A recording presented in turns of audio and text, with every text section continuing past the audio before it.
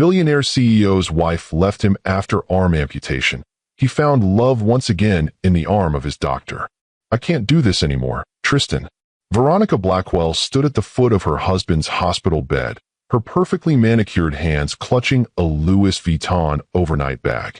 Her blonde hair was styled flawlessly despite the early morning hour, and her designer dress looked more appropriate for a charity luncheon than a hospital visit. "Can't do what?"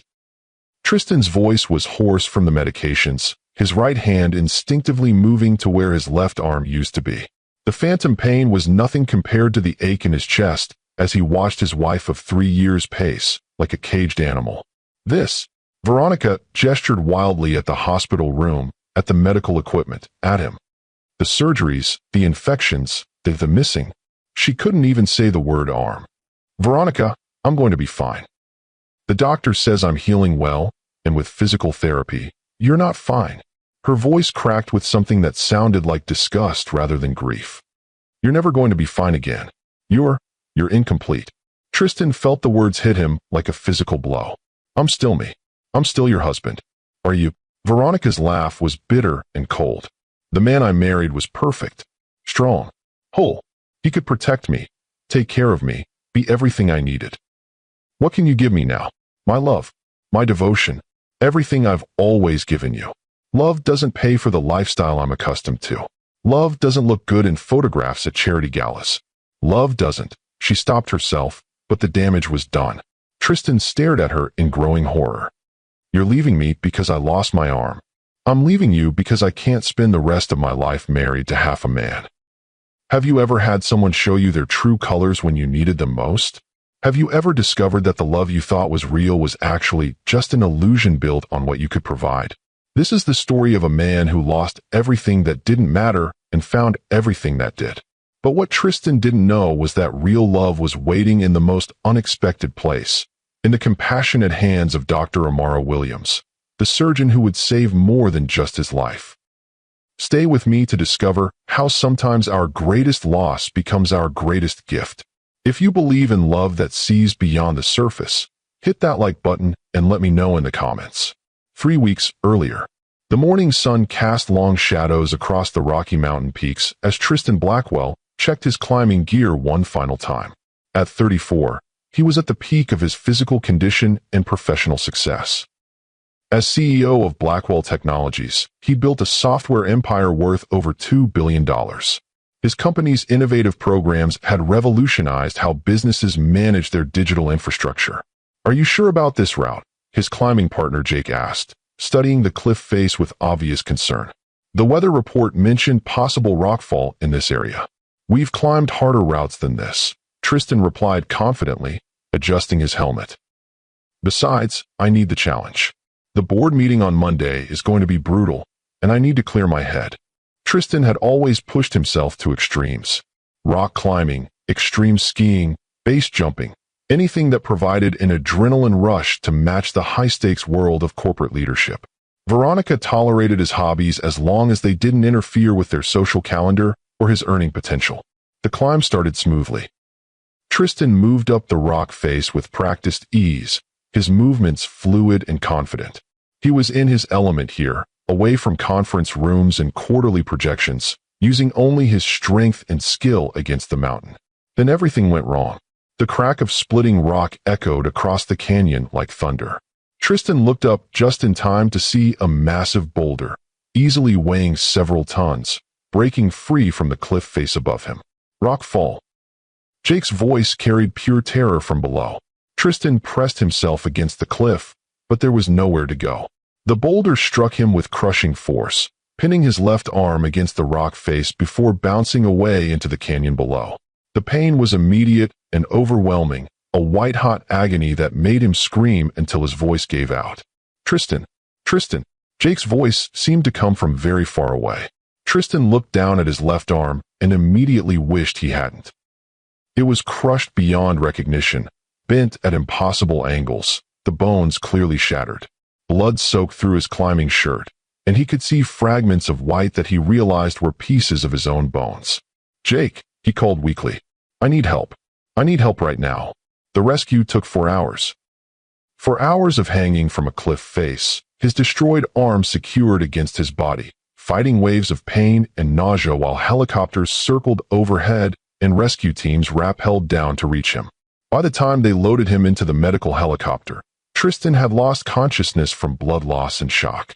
He woke up in Denver General Hospital's trauma center, surrounded by machines and the antiseptic smell of medical disinfectant.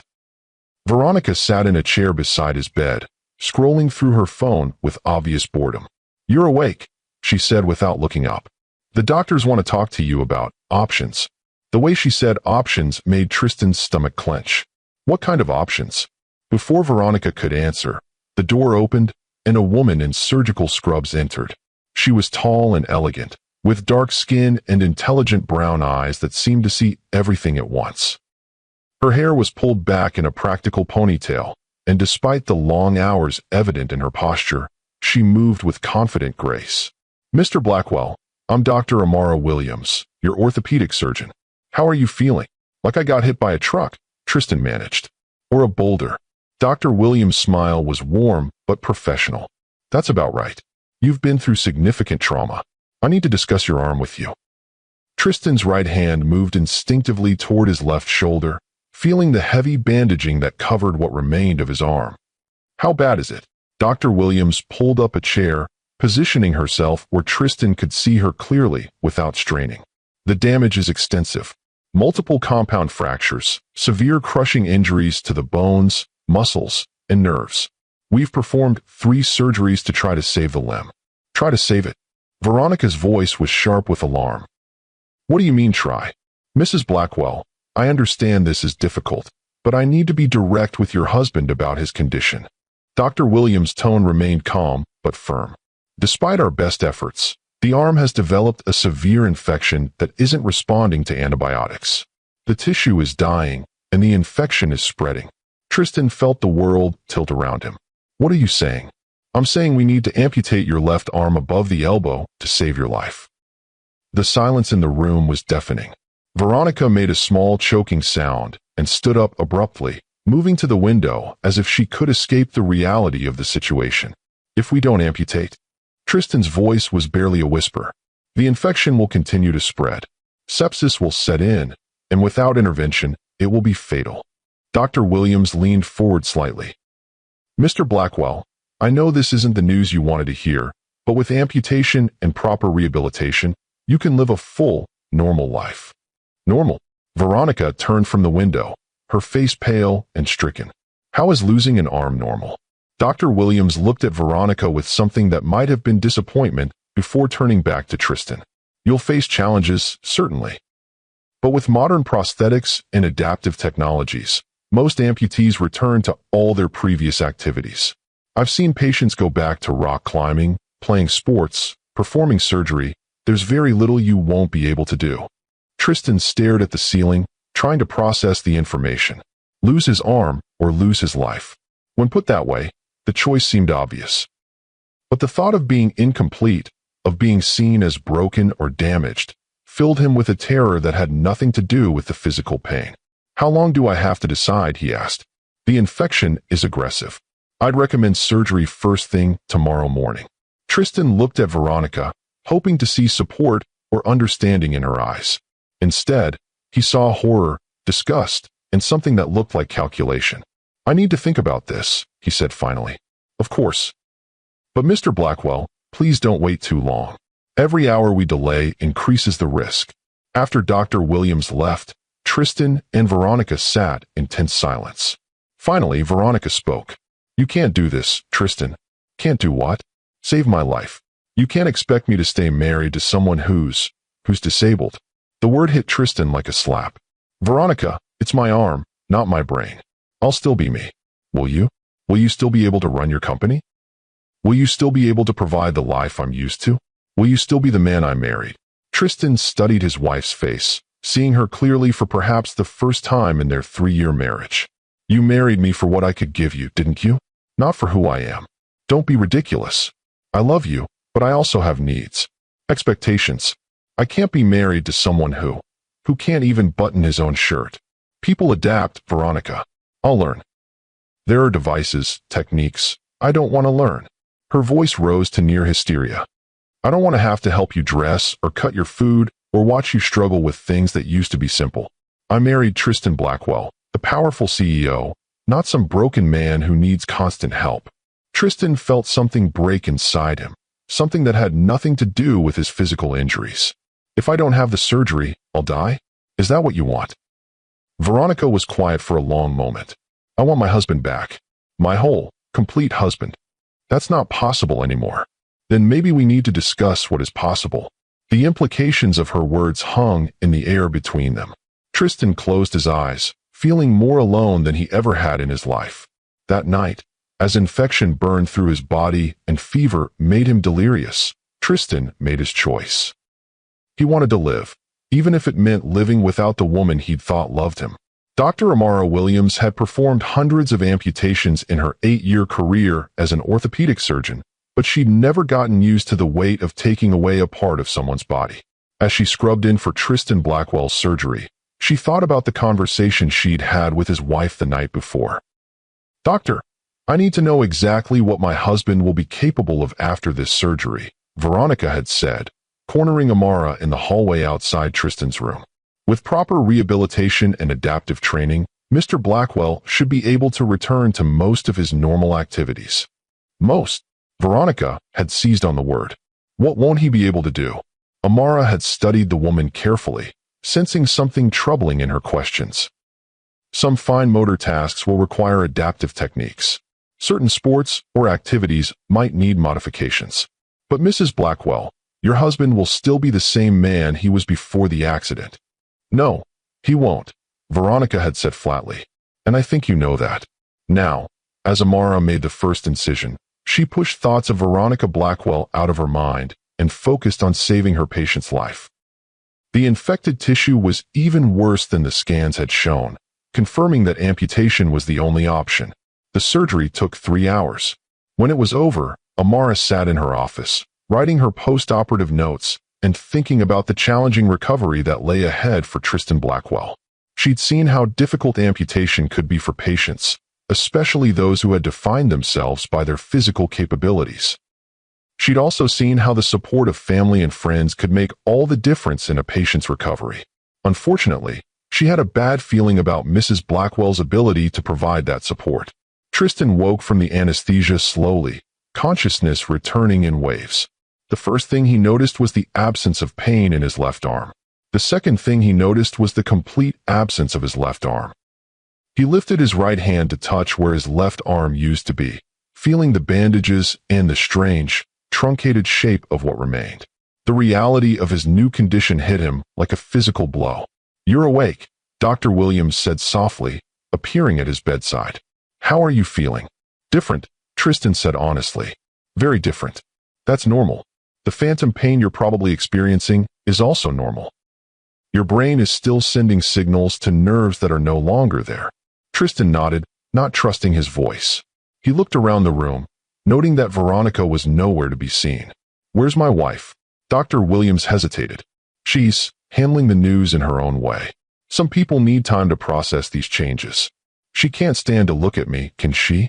Amara sat down in the chair beside his bed, her expression compassionate but honest. Mr. Blackwell, recovery from amputation isn't just physical. It's emotional and psychological too. Not everyone in a patient's life adapts at the same rate. You're being diplomatic. I'm being realistic. Your wife is struggling with this change. But right now, my concern is you and your recovery. Over the next 3 days, Tristan saw very little of Veronica. She would appear for brief visits, usually when other people were present, and make polite conversation before finding excuses to leave. She never stayed long enough for them to have a real conversation about their future. Dr. Williams, on the other hand, was a constant presence. She checked on him multiple times a day, not just for medical reasons, but to gauge his emotional state. She brought him information about adaptive technologies, introduced him to other amputee patients who had successfully returned to active lives, and patiently answered his questions about what to expect. The key to successful adaptation, she explained one afternoon, is understanding that you're not becoming a lesser version of yourself. You're becoming a different version, one with new skills and perspectives. Easy for you to say, Tristan replied, frustration evident in his voice. You still have both arms. Amara was quiet for a moment, then rolled up the left sleeve of her scrub top. Tristan's eyes widened as he saw the intricate prosthetic arm that had been hidden beneath the fabric. I lost my arm in a car accident when I was 16, she said matter-of-factly. Drunk driver ran a red light and T-boned my family's car. My little brother died. I spent 6 months in the hospital and 2 years learning to adapt. Tristan stared at her prosthetic arm in amazement. I had no idea. You're a surgeon. I'm a surgeon because losing my arm taught me what the human body is capable of overcoming. I'm a surgeon because I wanted to help other people face the same challenges I faced. Amara rolled her sleeve back down. Mr. Blackwell, I'm not going to lie to you. The next few months will be difficult. But if you're willing to work, if you're willing to adapt, you can have a full and meaningful life. What if the people in my life can't adapt with me? Amara's expression grew gentle. Then you'll discover who truly loves you for who you are, and who only loved you for what you could do for them. On his 6th day in the hospital, Tristan was finally strong enough to sit up in a chair and begin basic physical therapy. He was working with an occupational therapist, learning to perform simple tasks with one hand, when Veronica finally returned for a real conversation. She waited until the therapist left, then closed the door and turned to face him with an expression of grim determination. We need to talk, she said, pulling legal documents from her purse. Tristan felt his stomach drop. What are those? Divorce papers. The words hit him like a physical blow. Veronica, please. I know this is hard, but we can work through this together. No, we can't. Her voice was cold and final. I've thought about this for days, and I can't do it. I can't spend the rest of my life taking care of an invalid. I'm not an invalid. I'm learning to adapt. Dr. Williams says. I don't care what Dr. Williams says. Veronica's composure finally cracked. I care about my life, my future, my needs. I married you because you were successful, powerful, complete. You can't give me those things anymore. Tristan stared at his wife, seeing her clearly for the first time. You never loved me at all, did you? I loved what you could provide. The lifestyle, the status, the security. What can you provide now? My heart, my devotion, my love. Veronica laughed bitterly. Love doesn't pay for designer clothes or fun charity galas. Love doesn't look impressive in society photos. I need a man who can take care of me, protect me, be everything I need. I'm still that man. You're half that man. Literally. Veronica set the divorce papers on his bedside table. I've already spoken to lawyers. I'm not asking for much, just enough to maintain my lifestyle until I can find someone suitable. Tristan felt tears burning his eyes. Veronica, please.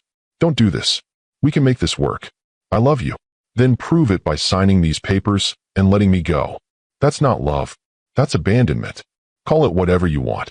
Veronica gathered her purse and moved toward the door. I'll be staying at the plaza until this is finalized. My lawyer will contact yours. Veronica, wait. Tristan's voice broke with desperation. Please don't leave me. Not like this. Not when I need you most. She paused at the door, her hand on the handle. I can't be what you need anymore, Tristan, and you can't be what I need. It's better for both of us if we end this now. I'm begging you. Please don't give up on us. There is no us anymore. There's just you, learning to live with what's left. The door closed behind her with a soft click that sounded like the end of everything Tristan had thought his life was about. After Veronica left, Tristan fell apart completely. The physical pain of his amputation was nothing compared to the emotional devastation of being abandoned by the woman he'd loved and trusted.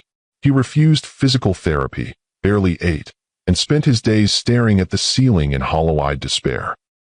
Dr. Williams found him that way 3 days later, sitting in his hospital chair, still wearing the same clothes, the divorce papers crumpled on the floor beside him. Mr. Blackwell, she said gently, you missed your therapy session again. I'm not going to therapy anymore. Why not? Tristan gestured toward the crumpled papers. What's the point? She was right. I'm incomplete. Broken. Half a man. Amara picked up the papers, smoothing them out as she read. Her expression hardened with anger. These papers don't define you, Mr. Blackwell. They define her. She's right, though. I can't give her what she needs anymore. Good. Amara's response surprised him. Because what she needed was someone to use, not someone to love. Tristan looked at her sharply. You don't understand. I loved her. I gave her everything. And what did she give you? Amara sat down across from him, her dark eyes intense and focused. Did she support your dreams? Did she encourage you to be your best self? Did she stand by you when things got difficult?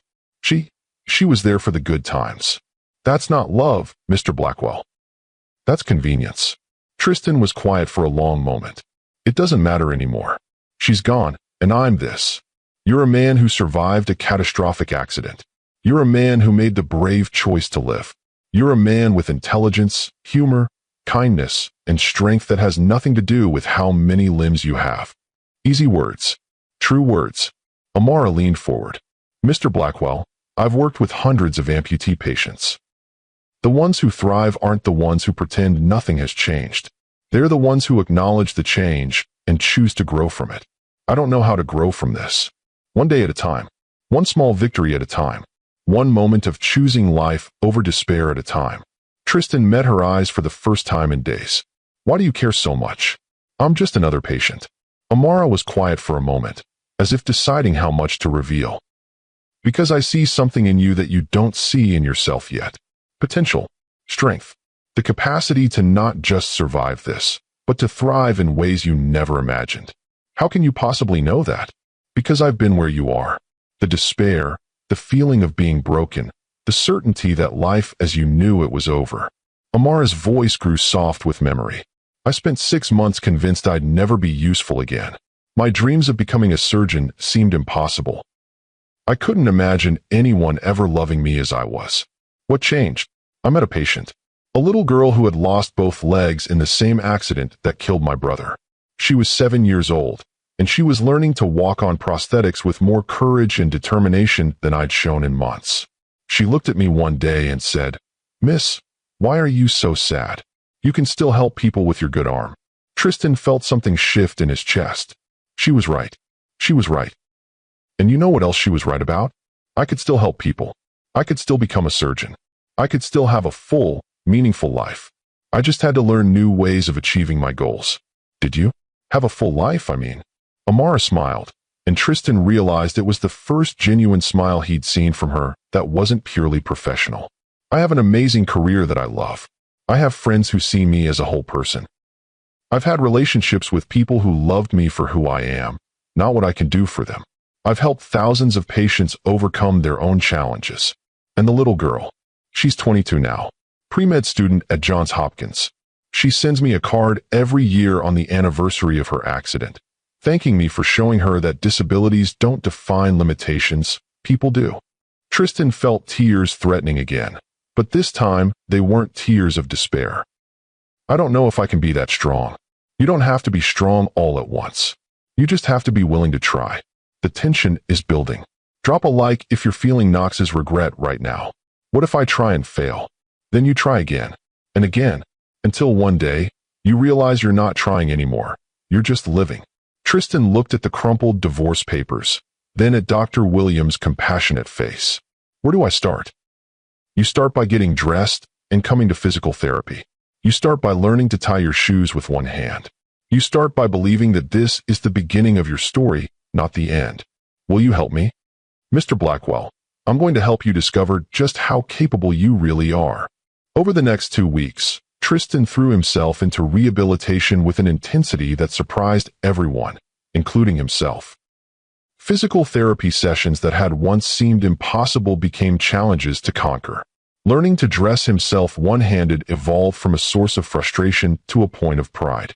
Dr. Williams was there for all of it, not just as his physician, but as a source of encouragement and practical wisdom. She taught him adaptive techniques she'd learned herself, shared stories of other patients who had overcome similar challenges, and gradually helped him see his amputation not as a limitation, but as a new parameter to work within.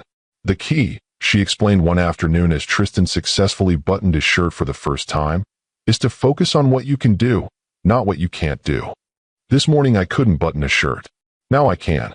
Tomorrow maybe I'll master the art of cutting food. Tomorrow you'll probably surprise yourself with something even more challenging. Tristan looked at her as she made notes in his chart, struck by how naturally beautiful she was.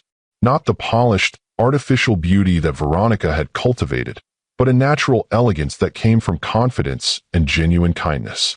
Dr. Williams, can I ask you something personal? You can ask. I might not answer. How did you get into medicine? I mean, really, was it just because of your accident? Amara set down her chart and considered the question. Partly, but mostly it was because of my brother, the one who died in the car accident. His name was Marcus. He was 12, 3 years younger than me. He had cerebral palsy, mild, but enough that he walked with crutches and had some speech difficulties. Amara's voice grew soft with memory. Despite his challenges, he was the most optimistic, joyful person I'd ever known. He wanted to be a doctor when he grew up, said he wanted to help kids like him feel normal. He sounds special. He was. After the accident, after I lost my arm and he lost his life, I felt like I had to carry on his dreams somehow. I had to become the doctor he would have been. Tristan felt a deep respect for this woman who had turned personal tragedy into a mission to help others. He'd be proud of you. I hope so. Some days I feel like I'm living for both of us. That's a heavy burden. It's a meaningful burden. There's a difference. Their conversations had been growing more personal over the past week, moving beyond the standard doctor-patient relationship into something that felt like genuine friendship. Tristan found himself looking forward to Dr. Williams' visits not just for medical updates, but for the intelligent conversation and emotional support she provided. Dr. Williams, can I ask you something else? Amara. If we're going to have personal conversations, you should call me Amara. Amara, can I ask why you're spending so much time with me? I know you have other patients. Amara was quiet for a moment, as if weighing her response carefully. Because you remind me of myself in those first months after my accident. Intelligent, determined, but struggling to see past your immediate circumstances to the possibilities ahead. And because I like talking to you, you ask thoughtful questions. You listen to the answers. You're working hard to adapt instead of wallowing in self-pity. I did my share of wallowing. For 3 days. Some patients wallow for years. Tristan smiled, realizing it was the first genuine smile he'd felt in weeks. I had a good doctor. You have a strong spirit. I just reminded you how to use it. Is it weird that I actually feel optimistic?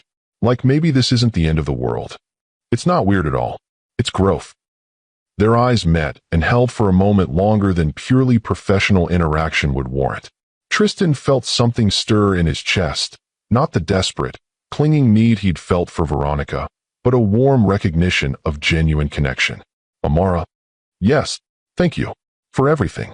For saving my life. For helping me find my way back to myself. For seeing something in me worth salvaging. Tristan, you were never broken. You were just reorganized.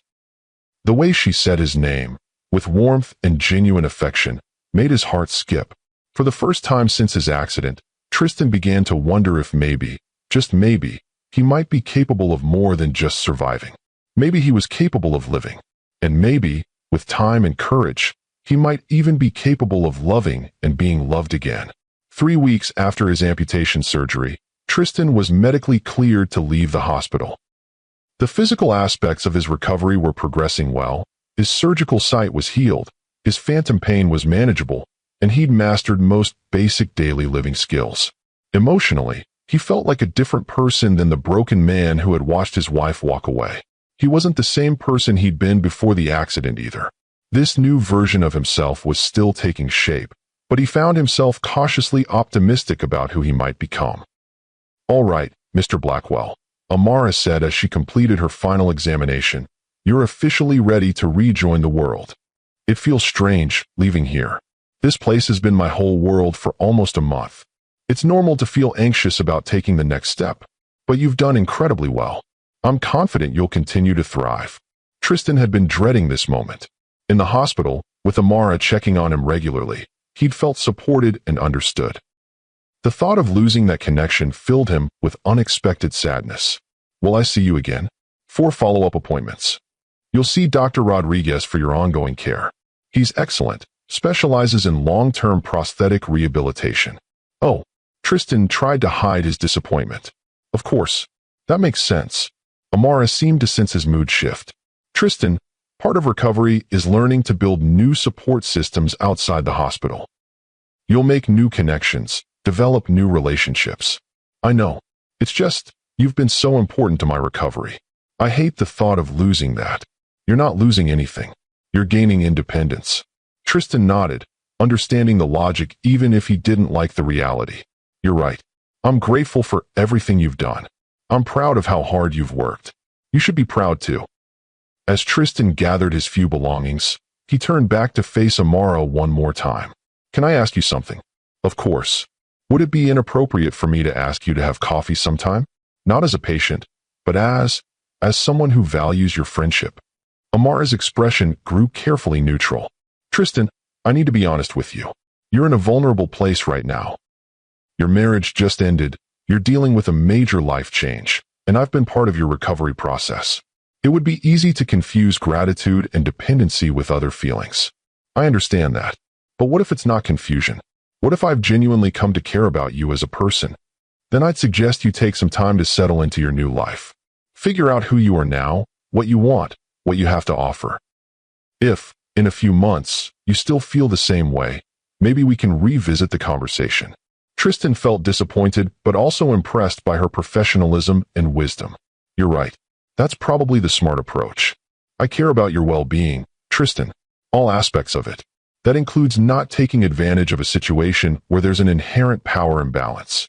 I respect that, and I respect you. Amara smiled warmly. Good luck, Tristan. I know you're going to do amazing things. As Tristan left Denver General Hospital for the first time in nearly a month, he felt a complex mix of emotions. Excitement about the future, anxiety about independence, sadness at leaving the safety of the hospital, and a deep appreciation for the woman who had helped him find his way back to hope. He also felt something else, determination. Determination to build a life worth living, to become a man worthy of respect and love, and to prove that losing his arm didn't mean losing his capacity for happiness. The healing is just beginning. Drop a like if you're feeling the connection building between them. Tristan's penthouse apartment felt like a museum when he returned, sterile, impersonal, filled with expensive objects that had no real meaning. Everything reminded him of his life with Veronica, from the designer furniture she'd chosen to the wedding photos he'd forgotten to remove before leaving for the climbing trip. The first thing he did was hire a service to pack up and donate everything that belonged to Veronica or reminded him of their marriage. The second thing he did was accidentally try to use his left hand to turn on a light switch and experience a moment of disorientation when his hand encountered empty space instead of the wall. This is going to take some getting used to, he said aloud to the empty apartment. The adjustment to life outside the hospital was harder than Tristan had expected. Simple tasks that he'd mastered in the controlled environment of physical therapy became frustrating challenges in his own space. His apartment had been designed for a person with 2 fully functional arms, and he found himself bumping into furniture, struggling with kitchen appliances, and generally feeling like a stranger in his own home. But he persevered, remembering Amara's words about small victories. Each successfully prepared meal, each independently completed task, each day of managing his own care felt like proof that he was capable of more than just surviving. Work was another adjustment entirely. Blackwell Technologies had been running under the leadership of his COO during his hospitalization, but Tristan knew he needed to return and establish his continued competence as CEO. He was nervous about how his employees and business partners would react to his changed appearance.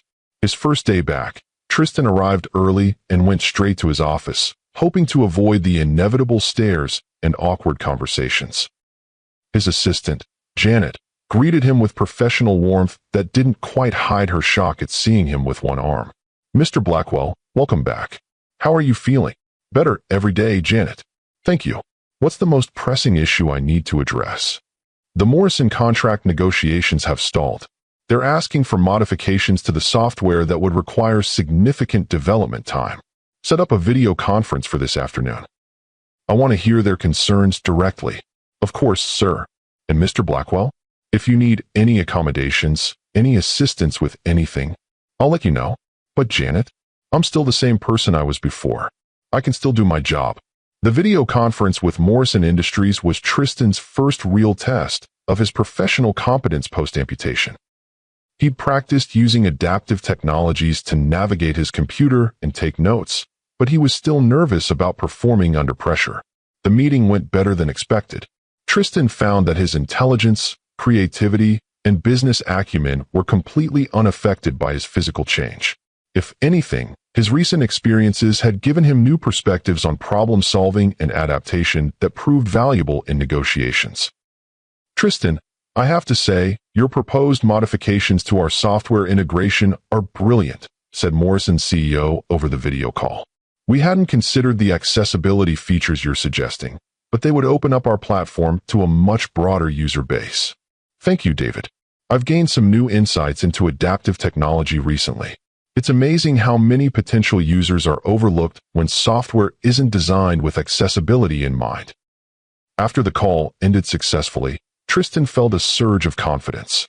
He was still capable, still valuable, still able to contribute meaningfully to his company and his industry.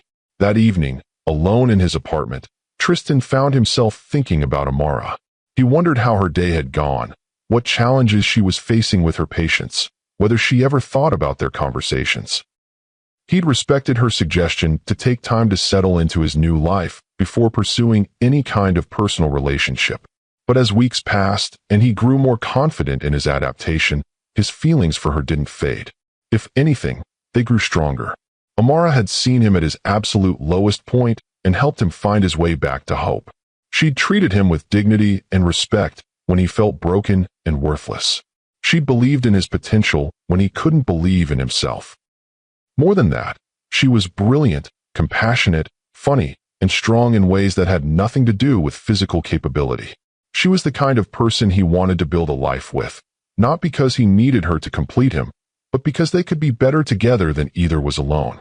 3 months after leaving the hospital, Tristan made a decision. He was going to ask Amara Williams out to dinner. Not as a patient seeking comfort from his doctor, but as a man who had genuine feelings for a remarkable woman. First, though, he had some work to do. 6 months later, the Adaptive Technology Conference was packed with innovators, researchers, and advocates from around the world. Tristan stood at the podium, looking out at an audience of 500 people, his custom-designed prosthetic arm clearly visible as he gestured to emphasize his points. "When I lost my arm in a climbing accident 8 months ago, I thought my life as I knew it was over," Tristan said, his voice carrying clearly through the auditorium. "I thought I'd become a burden, a broken version of my former self. I was wrong." He clicked to his next slide, showing before and after photos of amputee patients who had returned to their careers as surgeons, athletes, artists, and engineers. Adaptive technology doesn't just help people with disabilities function, it helps them thrive. The software my company has developed can turn any smartphone into a powerful assistive device. Voice-activated controls, gesture recognition, artificial intelligence that learns user preferences, these aren't just conveniences. They're life changers. In the third row, Dr. Amara Williams watched with pride and something deeper. She'd been following Tristan's work from a distance, reading about his company's innovations in adaptive technology and his emerging role as an advocate for disability rights.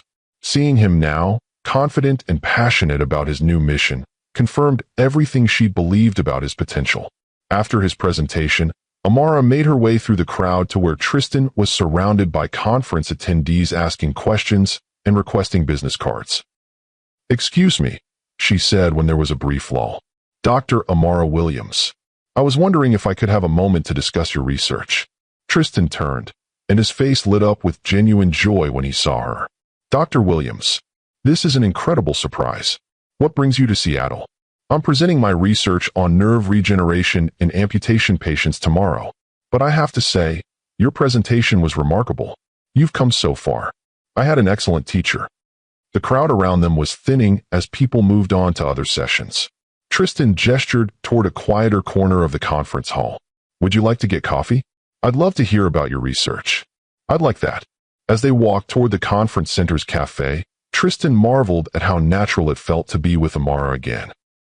The months apart had given him perspective on his feelings. They weren't born from gratitude or dependency, but from genuine admiration and affection for who she was as a person. "You look good, Tristan," Amara said as they settled at a corner table with their coffee. "Confident. Happy. I feel good. Better than I have in years, actually." Tell me about the advocacy work. When did that start? Tristan's eyes lit up as he talked about discovering his new purpose. About 4 months ago. I was testing some of our new software with a group of amputee beta users, and I realized how many barriers still exist in everyday technology. Simple things that able-bodied people never think about, websites that require two-handed navigation, apps that don't work with prosthetics, voice recognition software that doesn't account for speech differences. So you decided to fix it. I decided to try. My company has pivoted about 30% of our development toward adaptive technology. We're working with hospitals, rehabilitation centers, and advocacy groups to create solutions that actually meet people's needs. Amara leaned forward, clearly impressed. That's incredible, Tristan. You're changing lives. We're trying to. But honestly, the work is as much about changing perceptions as it is about changing technology. People without disabilities often see adaptive devices as medical equipment, something sad or pitiable. I want them to see innovation, capability, human potential. And how's that going? Better than expected. We've had 3 major tech companies license our accessibility protocols. 2 universities have started research partnerships with us. And next month, I'm testifying before Congress about updating the Americans with Disabilities Act for the digital age. Amara studied his face as he talked, seeing the passion and purpose that radiated from him. This wasn't the broken man she'd left in the hospital 6 months ago. This was someone who had transformed his greatest challenge into his greatest strength. I'm proud of you, she said softly. Not just for adapting, but for using your experience to help others. I couldn't have done it without what you taught me. About seeing potential instead of limitations. About focusing on what I can do instead of what I can't. They talked for 2 hours, catching up on their lives and work. Amara told him about her latest research into nerve regeneration techniques that might eventually eliminate the need for amputation in some cases. Tristan shared stories from his advocacy work and the incredible people he'd met who were redefining what disability looked like. As the afternoon grew late, Tristan found himself reluctant to let the conversation end. Amara, I know you said I should take time to figure out my new life before we had this conversation, but I think enough time has passed. What conversation? The one where I tell you that my feelings for you aren't gratitude or dependency. They're genuine affection and respect for who you are as a person. The one where I ask if you'd be willing to have dinner with me sometime, not as doctor and patient, but as 2 people getting to know each other. Amara was quiet for a moment, considering his words. Tristan, you've clearly built an amazing new life for yourself. You're confident, purposeful, making a real difference in the world. But I need to ask, are you sure you're not idealizing me because I was there during a difficult time? I'm sure. These past 6 months have given me perspective on what I value in a person. Intelligence, compassion, strength, integrity, all qualities you have in abundance. My feelings aren't about what you did for me during my recovery. They're about who you are. And what exactly are you asking for? A chance to get to know you outside of a medical context. A chance to see if what I think I feel is real, and if it might be mutual. Amara smiled, and Tristan felt his heart skip. I think I'd like that. But slowly and carefully. As slowly and carefully as you want. I'm here until Thursday for the conference. Would you like to have dinner tomorrow night? I'd love nothing more. True love is blooming. Let me know in the comments if you're rooting for Tristan and Amara. Tristan spent an embarrassing amount of time choosing his outfit for dinner with Amara. He finally settled on dark slacks and a blue button-down shirt that he could manage easily with one hand. He learned to prioritize function alongside form in his clothing choices. He'd chosen a restaurant that was elegant but not overly formal, with excellent food and a quiet atmosphere that would encourage conversation. As he waited for Amara to arrive, Tristan reflected on how different this felt from dating before his accident. Then, he'd been focused on impressing women with his wealth and status. Now, he wanted Amara to see who he really was, including his limitations and vulnerabilities. Sorry I'm late, Amara said, appearing at his table in a flowing emerald dress that made her skin glow. My last conference session ran long. You look beautiful, Tristan said honestly, standing to pull out her chair. Thank you. This is a lovely place. As they settled into conversation over appetizers and wine, Tristan was struck by how natural it felt to be with Amara in a non-medical setting. She was funny, intelligent, and easy to talk to, with opinions on everything from healthcare policy to the latest Marvel movie. "Can I ask you something personal?" Tristan said over their main course. "Shoot. Have you ever been married? Serious relationships?" Amara smiled. "A few relationships over the years. One that got pretty serious when I was in my residency, but it didn't work out." "What happened?" "He couldn't handle dating someone with a prosthetic. Said it made him uncomfortable, that he couldn't stop thinking about what was missing." Amara's tone was matter-of-fact, but Tristan could hear the old hurt underneath. "I'm sorry. That must have been devastating. It was educational. I learned that I needed to be with someone who saw me as complete, not damaged. Someone who loved me for who I am, not despite what I'm not." Tristan nodded, understanding completely. Veronica saw my amputation as a fundamental change in who I was. Like losing my arm somehow made me a different, lesser person. "Did it change who you are?" Tristan considered the question seriously. "In some ways, yes. But mostly for the better. I'm more compassionate now, more aware of other people's struggles. I'm less focused on superficial things and more focused on what really matters. I think I'm actually a better person now than I was before. I can see that." The man I met in the hospital was intelligent and determined, but he was also angry and scared. "Tonight, you seem settled, content with yourself." "I am. For the first time in my life. I feel like I know who I am and what I want to contribute to the world." "And what do you want?" "To use my resources and platform to make life better for people facing the challenges I've faced. To build technology that empowers instead of excludes. To show the world that disability doesn't mean inability." Amara leaned back in her chair, studying him with obvious admiration. "That's a beautiful mission. What about you? What drives you?" "The same thing that's always driven me, helping people overcome physical challenges to live full lives. My research into nerve regeneration could potentially eliminate the need for amputation in certain cases. Not because prosthetics are bad, but because people should have choices. That's incredible work. It's meaningful work. Sometimes I think about Marcus, my brother who died in our accident. I wonder what he would have accomplished if he'd lived, what contributions he would have made to medicine. You're making them for him. Maybe. Or maybe I'm just trying to honor his memory by being the best doctor I can be." As the evening progressed, Tristan found himself falling even deeper for this remarkable woman. Amara was brilliant without being arrogant, compassionate without being condescending, strong without being harsh. She challenged him intellectually while accepting him completely as he was. "Can I see you again?" he asked as they prepared to leave the restaurant. "I'd like that. But Tristan, I need to be honest about something." "Okay. I'm nervous about this. About us. Not because of your amputation, but because of how we met. There's always going to be this history of me being your doctor, of seeing you at your most vulnerable moment. Does that bother you? It creates complications. Power dynamics, questions about my professional judgment, concerns about whether your feelings are genuine or trauma-bonded." Tristan nodded, understanding her concerns. "What would make you feel more comfortable?" "Time. Patience. Proof that what we're feeling is real and not just gratitude or dependency dressed up as affection. I can give you all the time you need. And honesty. Complete honesty about what you're feeling and why. I can do that too." Amara smiled. "Then I think we have a chance at something real." Over the next 3 months, Tristan and Amara built a relationship based on mutual respect, intellectual compatibility, and growing emotional intimacy.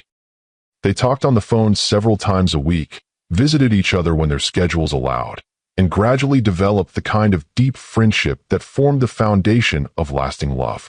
Tristan discovered that Amara was even more remarkable than he'd realized.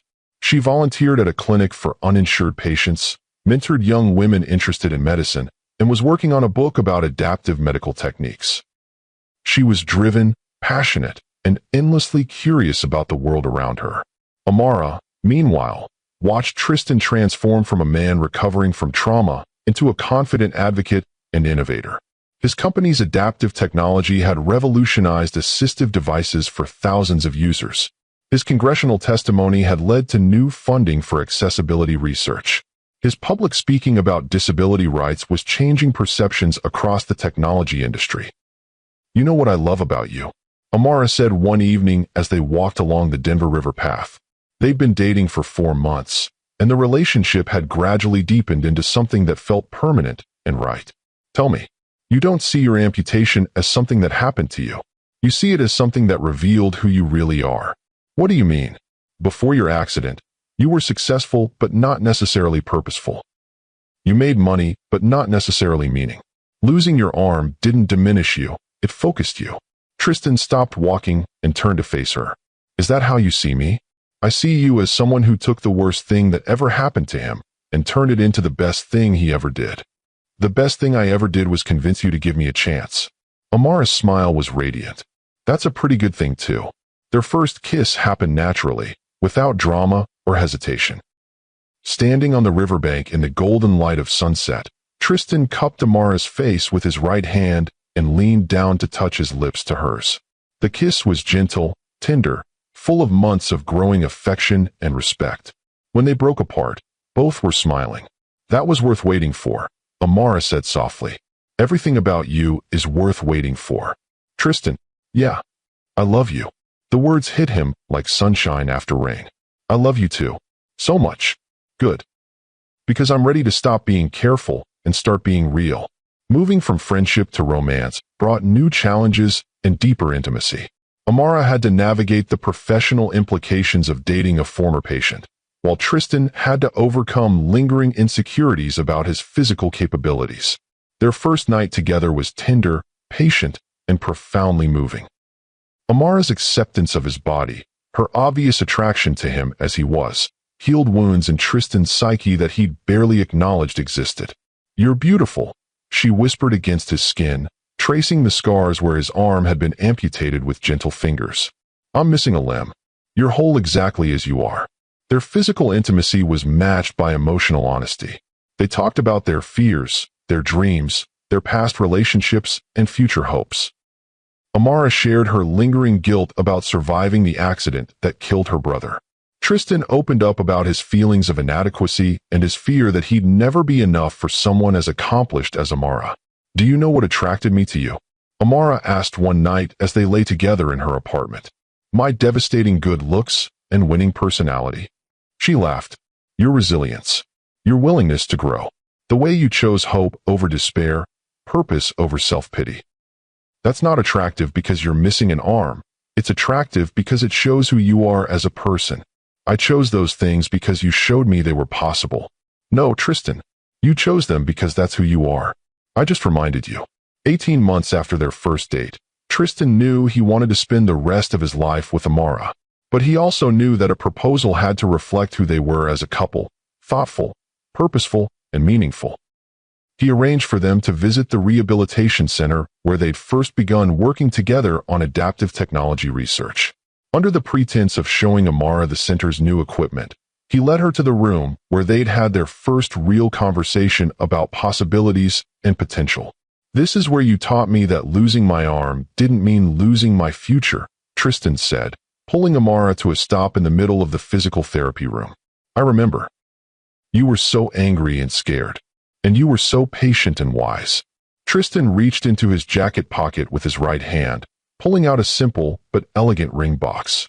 Amara Williams, you saved my life in every way a person can be saved. You saw potential when I saw only loss. You believed in me when I couldn't believe in myself. You loved me not despite my limitations, but because of my possibilities. Amara's eyes filled with tears as she realized what was happening. I want to spend the rest of my life being worthy of your love, Tristan continued, dropping to one knee with practiced ease. I want to be your partner in everything, your work, your dreams, your daily adventures, your quiet moments. I want to build a family with you, change the world with you, grow old with you. Amara Williams, will you marry me? The ring was perfect, a vintage emerald surrounded by diamonds, elegant and timeless without being ostentatious.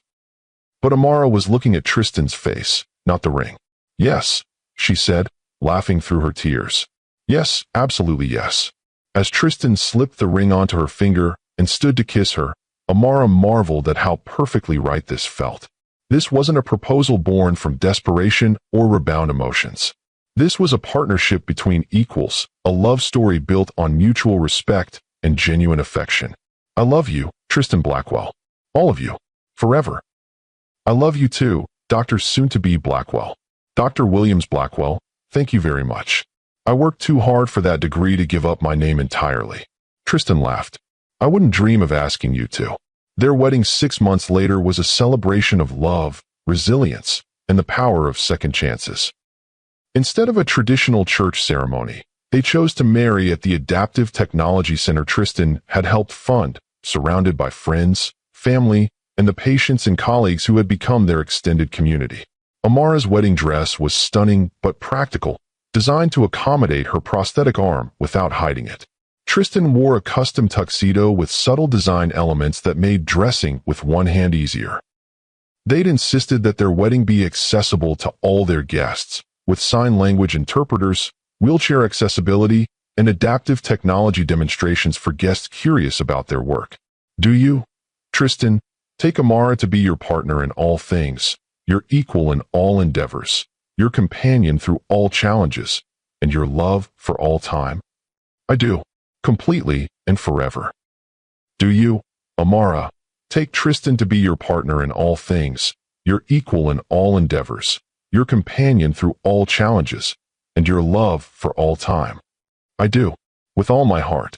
The reception was joyful and meaningful, with speeches that celebrated not just their love, but their individual and collective contributions to the disability rights community. Tristan's best man, a fellow amputee who had become a close friend through their advocacy work, joked about how Tristan had found the one woman in the world who could literally give him a hand when he needed it. Amara's maid of honor, her medical school roommate, spoke about watching Amara transform from someone who helped patients adapt to their limitations into someone who helped them transcend those limitations entirely. To Tristan and Amara, the best man concluded his toast, who proved that love isn't about finding someone to complete you, but finding someone to complement you perfectly. As they danced their first dance as husband and wife, Tristan marveled at how completely happy he felt. This wasn't the desperate, clinging happiness he'd felt with Veronica. This was the deep, settled contentment of being truly known and truly loved. Any regrets? Amara asked as they swayed to their favorite song. Only one. What's that? I wish I could have met you sooner. But then again, maybe I needed to go through everything I went through to be ready for you. I think we found each other exactly when we were supposed to. I love you, Mrs. Williams Blackwell. I love you too, Mr. Blackwell. 2 years into their marriage, Amara surprised Tristan with news that changed everything. I'm pregnant, she announced over breakfast one morning, sliding a positive pregnancy test across the table. Tristan stared at the test, then at his wife, then back at the test. Are you serious? Very serious. About 10 weeks along. Tristan felt a surge of joy so intense it took his breath away. We're having a baby? We're having a baby. He was around the table and pulling her into his arms before she could blink. This is incredible. Amazing. Perfect. Are you ready to be a father? The question sobered Tristan slightly. I don't know. I mean, yes, I want this more than anything. But what if I can't do the things fathers are supposed to do? What if my limitations affect our child? Amara cupped his face in her hands. Tristan, you've spent the last 3 years proving that limitations are just challenges waiting for creative solutions. You'll be an amazing father. What if the baby needs something I can't provide? Then we'll figure it out together, just like we always do. The pregnancy was healthy and uneventful. Tristan threw himself into preparing for fatherhood with the same determination he'd brought to his rehabilitation and advocacy work. He researched adaptive parenting techniques, consulted with other parents with disabilities, and worked with designers to create adaptive baby gear that would allow him to be a fully participating father. Look at this, he said excitedly one evening, showing Amara a prototype baby carrier he'd helped design. It distributes weight across the torso instead of relying on arm strength. Any parent with upper limb differences can use it. That's brilliant. You should patent it. I'm planning to. But first, I want to test it with our little one. Their daughter, Zora Williams Blackwell, was born on a snowy February morning after 12 hours of labor. When the doctor placed her in Tristan's arms for the first time, he was overwhelmed by the intensity of his love for this tiny person. She's perfect, he whispered, studying her tiny features. Absolutely perfect. Just like her daddy, Amara said softly. She has your nose. And your stubborn chin. Zara was a happy, healthy baby who adapted naturally to having a father with one arm. She learned to wrap her tiny fingers around his prosthetic just as easily as around Amara's natural hands. She giggled when he made silly faces during diaper changes and slept peacefully against his chest during bottle feedings. She doesn't see you as different, Amara observed one evening, watching Tristan give Zara her bath with practiced ease. To her, you're just daddy. That's all I ever wanted to be. When Zara was 6 months old, Tristan received an unexpected phone call at his office. Tristan? It's Veronica. The voice he hadn't heard in nearly 4 years stopped him cold. Veronica, this is unexpected. I know. I'm sorry to call you at work, but I really need to talk to you. In person. I don't think that's a good idea. Please, just one conversation. I've been following your work, your success, and I need to apologize. Properly. Against his better judgment, Tristan agreed to meet Veronica for coffee the following afternoon. He told Amara about the call, and while she wasn't thrilled about the meeting, she trusted Tristan completely. Just remember who you are now and who loves you, Amara said, kissing him goodbye. Don't let her make you forget that. Veronica looked older when Tristan met her at a neutral coffee shop downtown. Still beautiful, still impeccably dressed, but there was something fragile about her that hadn't been there before. She stood when he entered, her eyes immediately drawn to his prosthetic arm and the wedding ring on his right hand. Tristan, you look wonderful. Happy. Thank you. You look well too. They ordered coffee and sat at a corner table, the awkwardness thick between them. I saw the article about you in Forbes, Veronica said finally. About your company's adaptive technology and your advocacy work. It's incredible what you've accomplished. Thank you. And I heard you got married. Congratulations. Her name is Amara. She's a surgeon. We have a daughter. Veronica's face crumpled slightly. You have a family. I do. Tristan, I need to say this. I was wrong. Completely, devastatingly wrong. I should never have left you when you needed me most. I should never have said the things I said. Veronica. No, please let me finish. I've spent the last 4 years watching you from a distance, seeing what you've become, and realizing what I threw away. You didn't become less after your accident. You became more. More compassionate, more purposeful, more everything I should have wanted in a husband. Tristan studied her face, seeing genuine regret, but also something that looked like calculation. What exactly are you asking for? A second chance. I know it's probably too late. I know you've moved on, but I had to try. I'm different now too, Tristan. I've learned what really matters. And what's that? Love. Real love.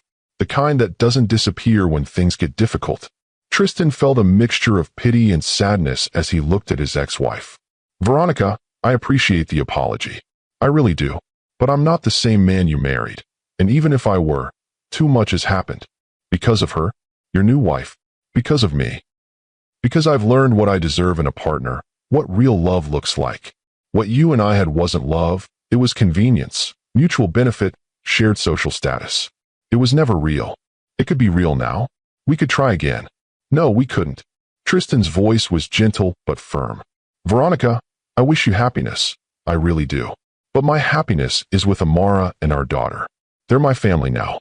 Veronica's eyes filled with tears. I'm sorry, Tristan. For everything. For being shallow and cruel and selfish. For wasting what we had. We didn't have anything worth keeping. But thank you for the apology. I hope you find what you're looking for. I already found it. I just threw it away. As Tristan left the coffee shop, he felt a deep sense of closure. Seeing Veronica again had only confirmed how right his life with Amara was, how completely he'd moved beyond the man he used to be. That evening, he told Amara about the conversation while they gave Zara her evening bath together. How do you feel? Amara asked. Grateful. Seeing her reminded me how lucky I am to have found real love. Are you tempted at all? To wonder what might have been? Tristan looked at his wife, brilliant, beautiful, holding their daughter with infinite tenderness, and laughed. Not even for a second. This life, this family, this love, it's everything I never knew I wanted. Good answer. It's the only answer. 5 years after Zara's birth, the Blackwell-Williams family had grown and thrived beyond Tristan's wildest dreams. Their adaptive technology foundation had helped thousands of people with disabilities access education, employment, and independence. Amara's research had led to breakthrough treatments that prevented amputation in many cases. Together, they had become leading voices in the disability rights movement. "Daddy, watch," Zara called from the playground, hanging upside down from the monkey bars with fearless confidence. "I'm watching, sweetheart. You're amazing."